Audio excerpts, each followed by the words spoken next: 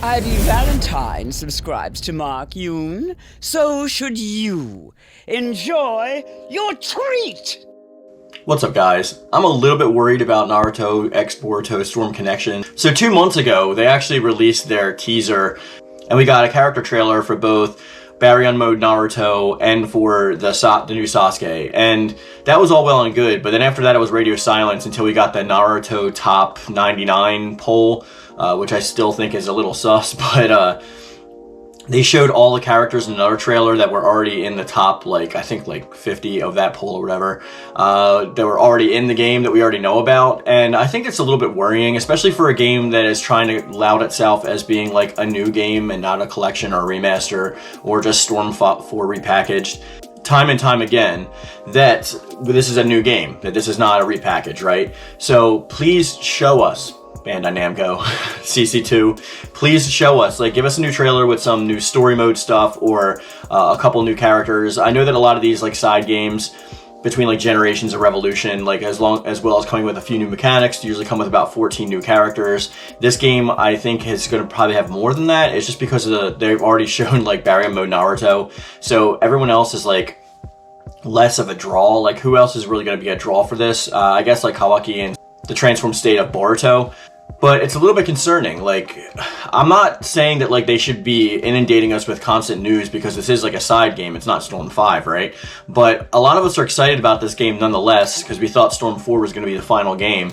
And we just want to see some new stuff. Yes, they have shown off a few new kind of features, which is your character getting knocked onto the floor and actually rolling so you can extend combos instead of before where they would just fall and be invincible for a frame or two.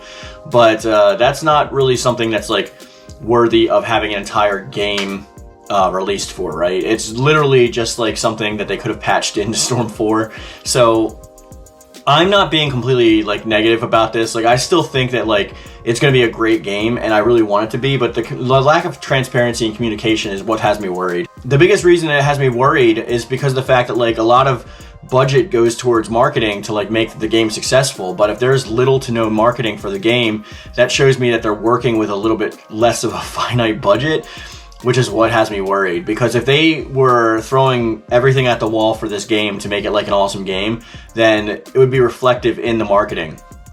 It's not often when you don't see a ton of news for a game. Storm 4 had a ton of press and news and stuff like that leading up to the actual release of the game to get us hyped for it, and there's just radio silence when it comes to this, and I don't know exactly where they're going with this or why they think that it's okay to just not release any new information. It was cool that we got the 2 trailers for Sasuke and Naruto, and then we did see the 2 characters in the first trailer or whatever that was extra. So that's 4 characters. So if we're going by the base minimum, then that's 10 more characters that we don't have, and hopefully they're not just character changes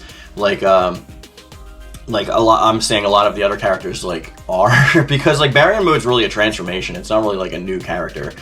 True, the Hokage Ninetales chakra form does have a few different moves from the other Hokage Naruto characters, so that's a little bit different, especially because he starts in the QB chakra mode state, which is pretty cool. But the problem that I'm dealing with is that the lack of communication just shows that they're not really finished with the game yet, maybe, I guess, but it's really not that big of a deal. Another reason I'm worried about this game, besides the lack of communication, is just the fact that they keep on showing 1080p trailers on YouTube with compression for the trailers. The only time you can ever see a 4K trailer is on Sony's actual page, on PlayStation's actual page, but it's only just for the first original trailer. Everything else is still in 1080p, and yes, 1080p is great. We don't have 4K screens to watch it on, right? But it still makes a difference when you're looking at it. You can definitely tell as an artist, when you're working with a 4K resolution versus 1080p resolution, how far you can zoom without losing quality of detail is incredibly insane. So it's even without a proper screen to view it on, you're still going to want 4K.